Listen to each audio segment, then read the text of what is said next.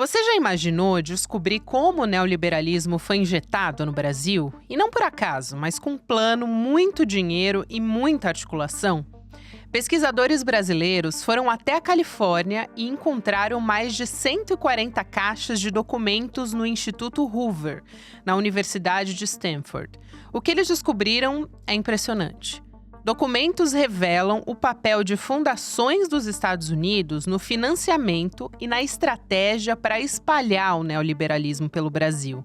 Só a Atlas Network, por exemplo, recebeu mais de 139 bilhões de dólares entre 1998 e 2018. Somando os recursos de outras fundações e órgãos, mais de R$ 1 bilhão chegaram ao Brasil em apoio direto ou indireto. Mas não foi só o dinheiro.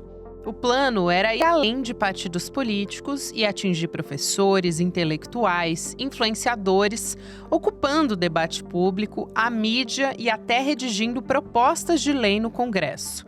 Um relatório do Fórum da Liberdade de 2010, encontrado nos arquivos de Stanford, mostra um passo a passo de como influenciar e tomar o poder.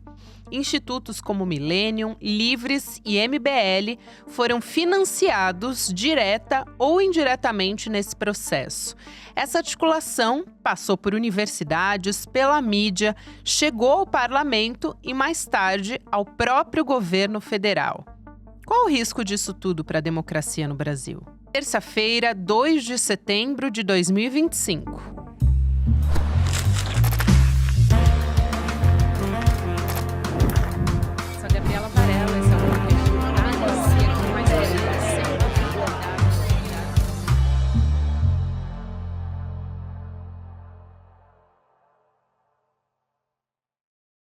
Olá, seja muito bem-vindo, seja muito bem-vinda. Eu sou a Gabriela Varela e esse é o Videocast em Detalhes. Aqui você já sabe, sempre com um convidado ou uma convidada, a gente analisa uma temática, uma notícia importante do momento.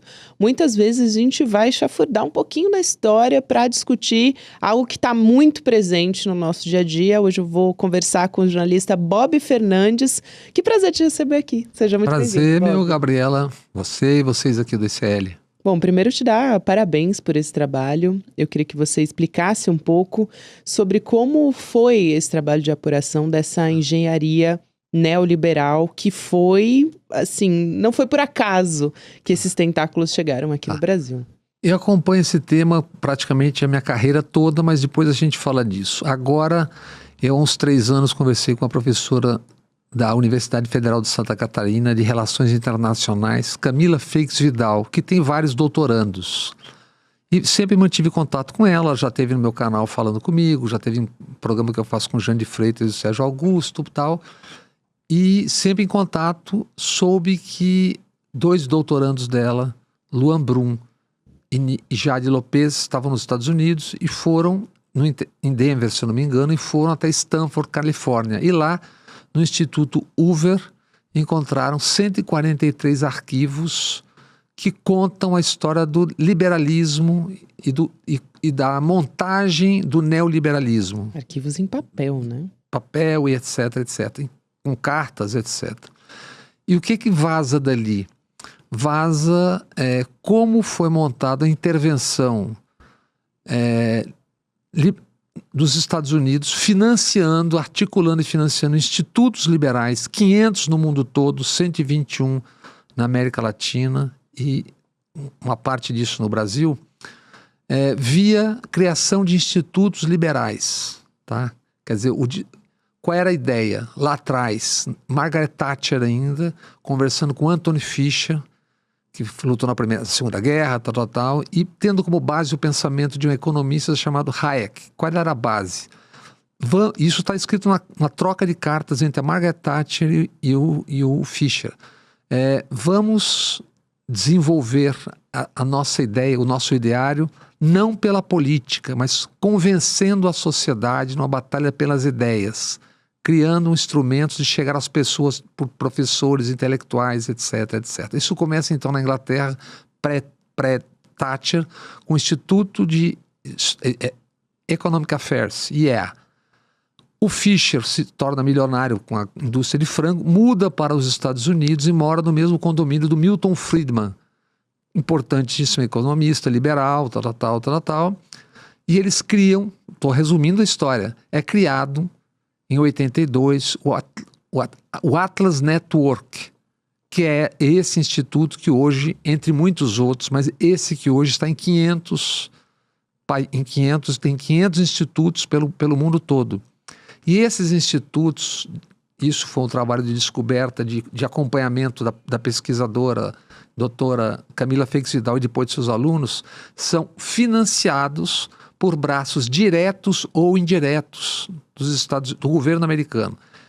Por exemplo, o CIP, que é uma dessas organizações que diz que é não governamental, mas na verdade ela recebe dinheiro do Estado norte-americano, dos Estados Unidos, e aí encaminha CIP, NED, Atlas Network, Lilly Endowment, são dezenas, e aí entram também doações filantrópicas. Quer dizer, direta ou indiretamente? É, direto. Por exemplo, o que é diretamente? A USAID, isso está isso é no primeiro capítulo. No segundo capítulo, a professora Camila conta.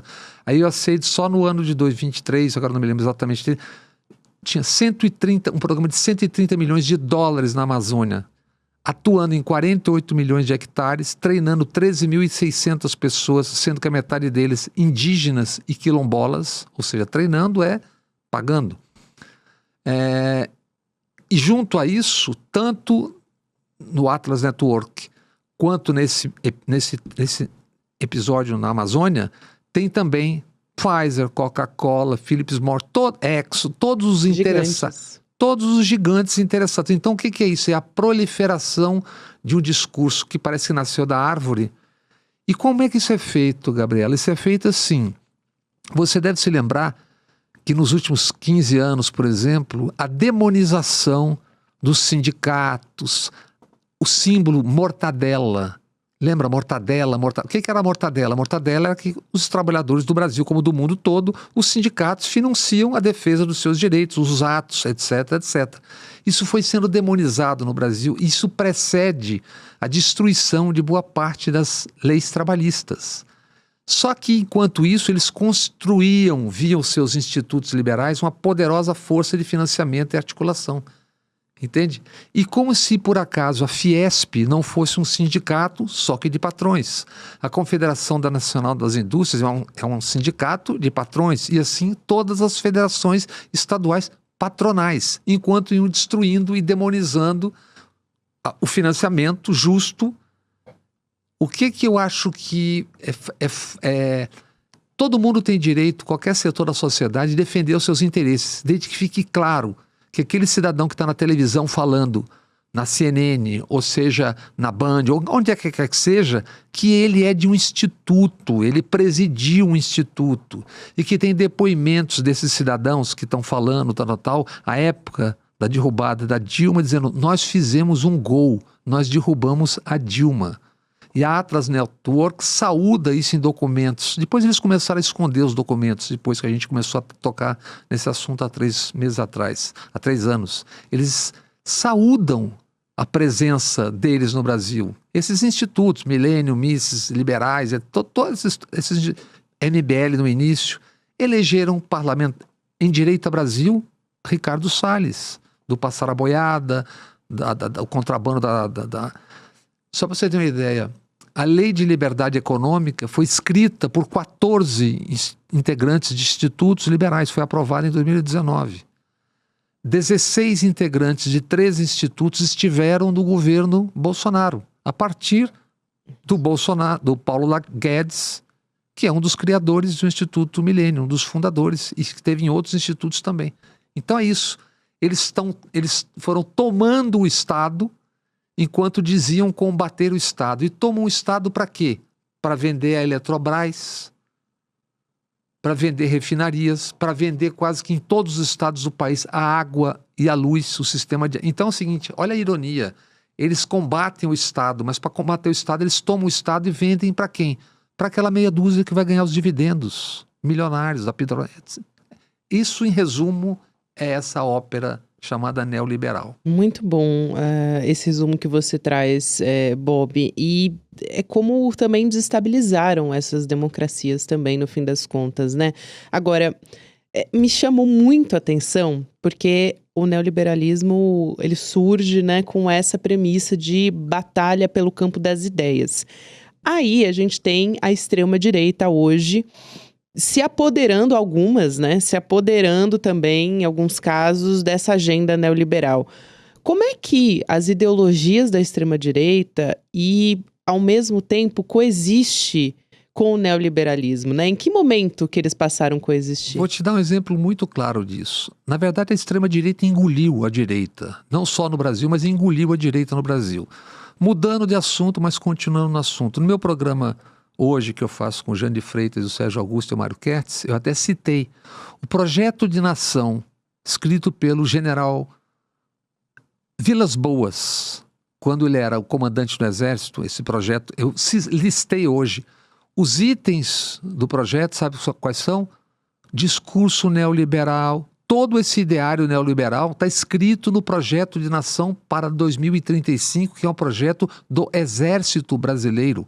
Que, aliás, aqui não cabe fazer projeto de dizer que temos que manter os nossos valores, enfrentar os radicais. Quais radicais? A extrema-direita? Os radicais que a gente está assistindo hoje são a extrema-direita. Naquela foto patética, grotesca, que parece uma peça de teatro. Da faixa do Trump Dário no Congresso. Fo, Nelson Rodrigues, Chico Anísio, não tratariam melhor os dois que figuram inicialmente, Sargento Farrur e Delegado Caveira. Ali você tem três. Você tem o coronel, você tem o deputado federal Zucco. Deputado federal Zucco, você vê como eles convergem. Ele foi lançado candidato a deputado estadual em 2018, hoje a federal, pelo então general Nativa Mourão, que naquele dia falou em montar uma frente parlamentar de militares, maio de 2018. O outro que aparece, coronel exército Crisóstomo, ele chama para um golpe. E o outro é o general Girão. Esses três caras estão na foto. Então, o Exército Brasileiro, com sua representação no parlamento, ou representantes do Exército no parlamento, que eles não deixam de ser, porque não estão na ativa, eles defendem radicalmente essa agenda liberal, neoliberal, e pior, eles estão ali defendendo um ataque do presidente dos Estados Unidos e dos Estados Unidos ao país. Aquelas pessoas que estão naquela foto ali é histórica. A foto não, é uma imagem, mas se você segura aquela foto é uma foto para a história, tanto quanto uma que tinha na época do Eduardo Cunha, que estão todos em torno dele, assim, como se fosse um Inhu, que estava aqui em Cataguiri, é isso. Aquela foto é histórica. Então, não é... Isso invadiu a sociedade de formas várias. Por isso que eles chamam de batalha pelas ideias. Perfeito. E eu também penso muito no tarifaço dos 50% do Donald Trump quando a gente pega a questão da interferência dos Estados Unidos no Brasil. Como você disse, não é uma coisa nova, né, Bob? Mas se você materializar essa interferência que você conta toda nessa série documental, vendo uma espécie de extorsão, né? Porque não tem outra palavra, isso é extorsão para conseguir o que Donald Trump quer. Chantagem, exatamente. É uma imposição, então isso tudo se conecta. Acho que é o exemplo perfeito e recente que a gente tem. Tudo se conecta. Lembrando que essa chantagem que esses cidadãos foram defender ali é precedida por duas falas que eu não sei como é que é possível que em algum momento se dê em cadeia. Eduardo Bolsonaro, que um dia prometeu fechar o Supremo com um soldado e com o cabo, ele pregou pedindo ao Donald Trump, aos Estados Unidos, que mande um porta-aviões para o Lago Paranoá. Como é que um porta-aviões, que é um navio, chega no lago? Talvez venha via Mar de Espanha, que é uma cidade que tem em Minas, né? E o outro filho, Bolsonaro, Flávio 01, senador, sugeriu 2 bombas atômicas. Então... Mas isso não é novo. A gente está falando isso agora, que são variadíssimas formas de intervenção. Por exemplo, entre 99 e 2004, eu escrevi à época na Carta Capital 82 páginas, 8 capas de reportagem, contando como é que dentro do Brasil e dentro da Polícia Federal, CIA, DEA e FBI atuavam. Para você ter uma ideia, a área mais sensível da Polícia Federal foi construída com verba do departamento, leia-se, os 20 primeiros carros vieram da CIA do Paraguai, foi $500,000 de dólares, uma doação para construir essa área e para trabalhar nessa área, que acho que hoje isso acabou quando o Márcio Tomás Bastos e o Paulo Lacerda, delegado, cortaram isso. Mas eles atuavam dentro da Polícia Federal.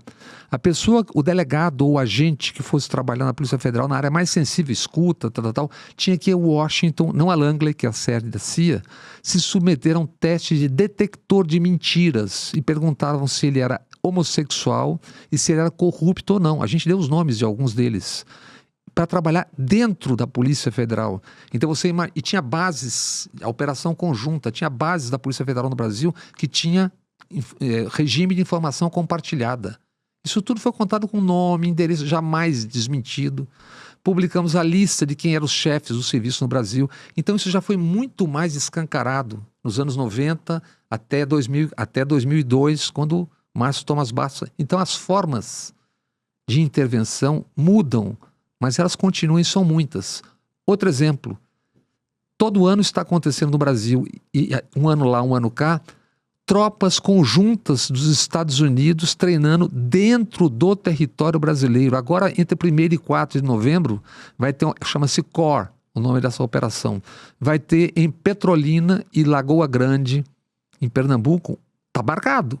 Com esse contexto atual, marcado um exercício conjunto de tropas dos Estados Unidos dentro do Brasil. Já fizeram no norte do país, no Pará, já fizeram aqui no Vale do Paraíba, Resende, que é a base da AMAN, onde tem os batalhões de caçadores e treinamento aqui no Vale do Paraíba. Então você imagina como isso está muito mais presente do que as pessoas supõem. Muito mais. As pessoas acham que o movimento que levou ao golpe da presidente Dilma foi um movimento orgânico. E aqui fica muito claro que foi tudo arquitetado. Na Lava Jato, por exemplo, que também faz parte de um dos episódios, a indústria nos Estados Unidos viu isso como uma oportunidade de negócio também. Isso quem conta é um pesquisador americano jovem, que fala português muito bem, chamado Nick Cleveland Stout. Ele conta que, como usando a Lava Jato, a indústria dos Estados Unidos, a indústria petroleira do mundo, não só, mas a indústria dos Estados Unidos petroleira, a princípio, fez lobby com a ajuda de brasileiros. E como é que eles...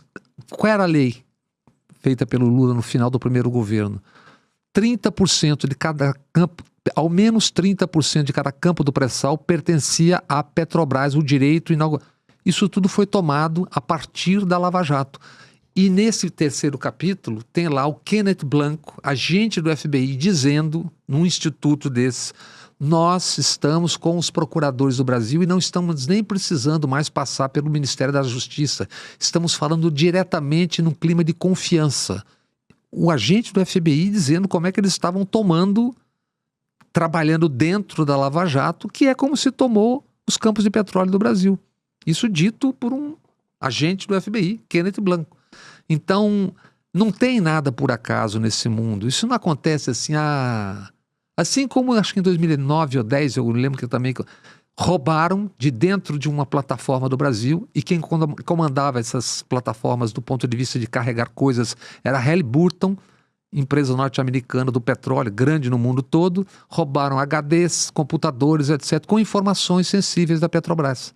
Então essa intervenção que agora, só que essa é muito mais poderosa, porque essa não é tanque, não é arma, é pela cabeça das pessoas. Por isso o empreendedorismo virou essa coisa, empreendedorismo. O empreendedorismo é o resumo dessa ópera neoliberal. Por isso que uma figura como, por exemplo, Pablo Marçal consegue mobilizar tanta gente, se não tivesse, ele mobiliza pelo campo das ideias. Se não tivesse feito aquele monte de bobagem que fez na reta final, provavelmente teria sido prefeito de São Paulo no segundo turno. Porque ele vende um sonho. É tipo, seja você mesmo e ganha a vida sozinho, não precisa de ninguém. Por isso que muita gente, muito analista, diz que a esquerda e os progressistas têm que disputar esse caminho, esse campo dos sonhos. E tem que dizer o que é isso, como nós estamos aqui falando agora, como é que isso foi construído. Isso foi construído assim. Tem que dizer o que é isso, como é que funciona, de que forma e tal. Né? Isso é uma farsa que claro que liberalismo existe, etc, etc. Agora estão vendendo um terreno na Lua. É isso. Exato. E a gente quando pensa em quais foram os nomes que se destacam nessa difusão, porque é isso, né? Você citou aqui os dois precursores dessa história lá na Inglaterra e isso foi se espalhando. E virou uma interferência dos Estados Unidos que financia essas Mundo instituições, afora, mundo afora. Só o Atlas Network, tem Lind Endowments, tem vários. E todas as grandes multinacionais do petróleo, isso vai ser contado pela Camila Feix Vidal no segundo capítulo, 142 milhões de dólares na soma para treinar. E tem um outro programa chamado Mais Unidos na Amazônia, 50 milhões com dinheiro estrangeiro e dinheiro de parceiros brasileiros. Para que é esse programa? Para ensinar inglês e empreendedorismo. Sabe onde é esse programa? Na Amazônia, em São Paulo e em Minas. E o que está acontecendo em São Paulo? O governador, o capitão Tarcísio, está botando militares, PMs, para serem professores, ganhando mais do que os professores. Para ensinar o quê? Para ensinar isso. Para ensinar civismo, ética. É isso. E aí, você citou a Atlas é a precursora nessa história toda, né? A gênese nesse processo todo que estava por vir. Que recebeu, estava anotando aqui, porque eu assisti a série documental anotando, porque tem muita informação ali que vai nas minúcias, é bastante didático, mas acho que vale prestar atenção nesses pontos, né? Para quem for assistir também, e eu recomendo muitíssimo, mas recebeu mais de 28 milhões de dólares em 2023. Você mostra que há uma progressão no investimento desse dinheiro, né? E como você já disse, recebeu do governo dos Estados Unidos, direta ou indiretamente. Governo dos Estados Unidos e também entidades privadas, mas só esse dinheiro que entrou via Atlas entre 98 e 2018, a última contagem, inclusive quando essa professora e o pessoal começou a trabalhar, eles começaram a esconder dados e informações da Atlas Network. Só entre 98 e 2018 foram em reais 1 bilhão e 600 milhões de reais. Só na Amazônia, a USAID, são 140 e poucos milhões de dólares. Isso significa vezes 5,5 ou 6, quanto é que dá? Isso um ano. Então é muito dinheiro. Esqueci, tem a série Notas, que eram feitas nos anos 90, que era com dólar pagando, não era uma grande fortuna, mas dólar pagava 3 pessoas para redigir sugestões de legislação para parlamentares brasileiros e tinha um grande alcance com 38% do parlamento. Então as formas de intervenção sutis, que coisa legal, eles estão ajudando. É claro que é legal ensinar inglês, mas quem está ensinando inglês com que objetivo? Exatamente. Quando a gente olha para essas instituições, você citou aqui algumas, eu queria ressaltar também alguns nomes, porque essa difusão de ideias, elas foram, assim, disseminadas por meio de pessoas em N campos, né? Na mídia, enfim, empresários com grandes negócios, mas quem são essas pessoas? Eu penso no Brasil, acho que essa figura principal é o Paulo Guedes, mas... Sim, certamente uma delas. Paulo Guedes, Eduardo Salles, Ricardo Salles, mas não só. Lembremos, matéria da Denise Godoy na Piauí há 2 anos. 79% de tudo que as pessoas no Brasil leem sobre economia e finanças está literalmente nas mãos dos bancos, BTG Pactual e tal. Eles são os donos do noticiário. Exato. Por isso que eu sempre... Dono dessas empresas de jornalismo, isso, supostamente jornalismo. Né? Eles fazem a cabeça das pessoas, que eles são os donos. Por isso que quando eu falo do mercado, eu falo essa entidade chamada o mercado, que nos assombra todo dia nos noticiários. Porque o mercado, quem é o mercado? Os donos são os bancos. Eles constroem a percepção que as pessoas têm do que deve ser e o que não deve ser a economia. Então, isso se espalhou de uma forma muito grande, por muitos braços. Por muitos braços, e a gente vê que isso, atrelado à extrema-direita e a esse projeto de extrema-direita, porque a gente tem, por exemplo, Eduardo Bolsonaro entrando nessa história já lá no passado, até quando o Jair Bolsonaro vira presidente, ele se tornou a figura principal na família para realmente mobilizar no exterior, viajando, fazendo viagens muitas vezes inexplicáveis, né, Bob? Quando a gente vê que ele articulou aqui com um dos articuladores da campanha do próprio Javier Milei, enfim... tem toda a extrema-direita global nesse mesmo projeto que está o Eduardo Bolsonaro, que agora está desestabilizando junto ao governo Donald Trump. Isso que se diz uma coisa importante. O documento inicial, em inglês, da Atlas Network, o primeiro que eles captam, é de 2010, no Fórum pela Liberdade, que já está na 28ª edição. Que é no Rio Grande do Sul. Do Rio Grande do Sul, Instituto de Estudos Econômicos. Ali tem um decálogo.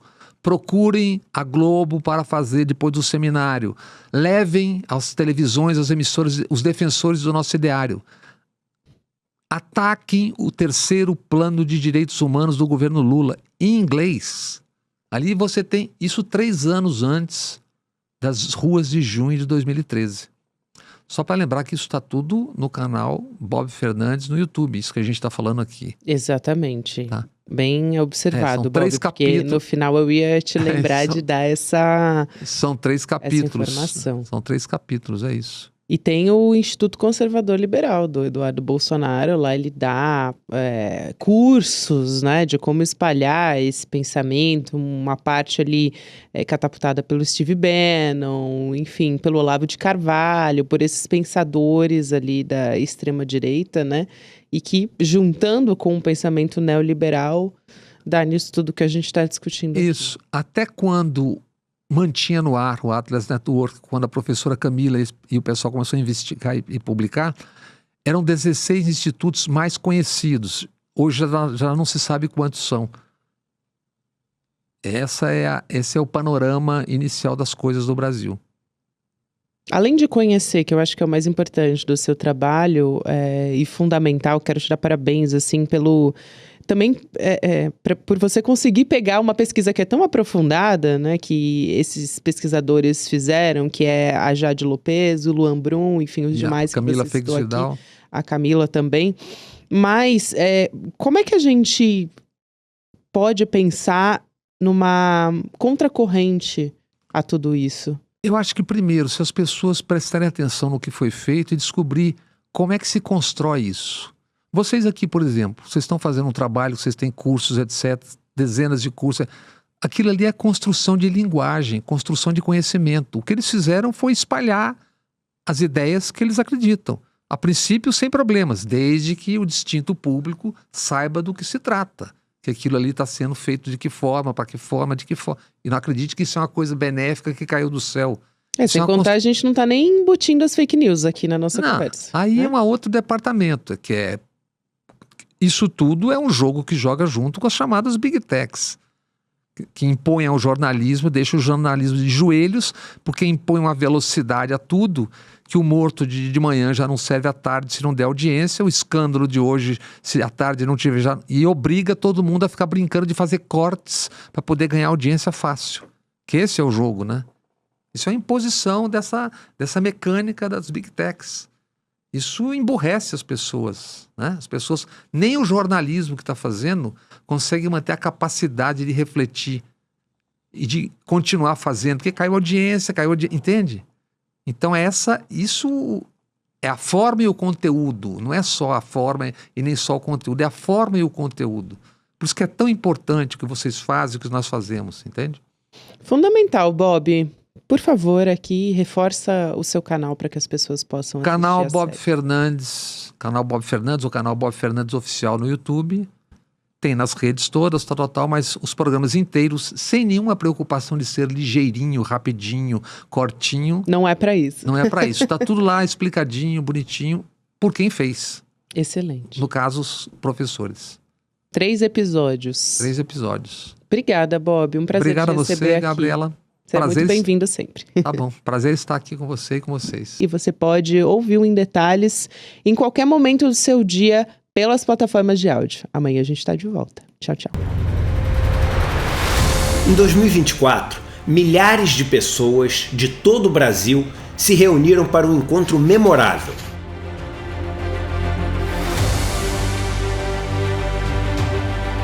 No palco, histórias incríveis. A gente está na vida para evoluir, para aprender. Na plateia, novas amizades e sonhos compartilhados. É o melhor presente de aniversário desse. A esperança e a alegria tomaram conta.